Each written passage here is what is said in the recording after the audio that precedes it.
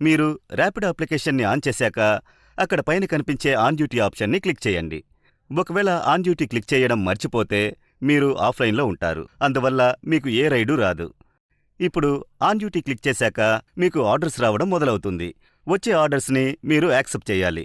ఏ ఆర్డర్ని రిజెక్ట్ చేయకూడదు. ఆర్డర్స్ వచ్చేటప్పుడు తగిన సమయంలో యాక్సెప్ట్ చేయకుంటే ఆ ఆర్డర్ మీ చేయి వదిలిపోతుంది. కాబట్టి మీ ఆర్డర్కి సంబంధించిన బెల్ మోగేటప్పుడే వెంటనే మీరు యాక్సెప్ట్ చేయాలి. మీరు ఆర్డర్ యాక్సెప్ట్ చేశాక మ్యాప్లో మీరు ఎక్కడికి వెళ్లి కస్టమర్ని తీసుకోవాలో చూపిస్తుంది.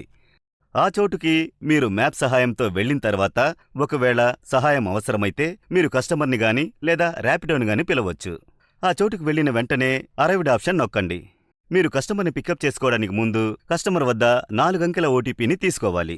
ఓటీపీని ఎంటర్ చేయకుండా మీ రైడ్ని మీరు ప్రారంభించలేరు. ఇప్పుడు ఓటీపీ ఎంటర్ చేసి రైడ్ ప్రారంభించిన వెంటనే మీరు ఎక్కడికి వెళ్ళాలి అన్నది మ్యాప్లో చూపిస్తుంది. మ్యాప్ చూపించే దారిలో మీరు వెళ్లి కస్టమర్ని డ్రాప్ చేశాక కంప్లీట్ రైడ్ అని ఎంటర్ చేయాలి. ఇప్పుడు పేమెంట్ ఆన్లైన్లో వచ్చుంటే మీకు ఇలా చూపిస్తుంది. లేదంటే కలెక్ట్ క్యాష్ ఆప్షన్ని నొక్కండి. కస్టమర్ వద్ద మీ బిల్ అమౌంట్ని కలెక్ట్ చేసుకుని మీ రైడ్ని కంప్లీట్ చేయండి.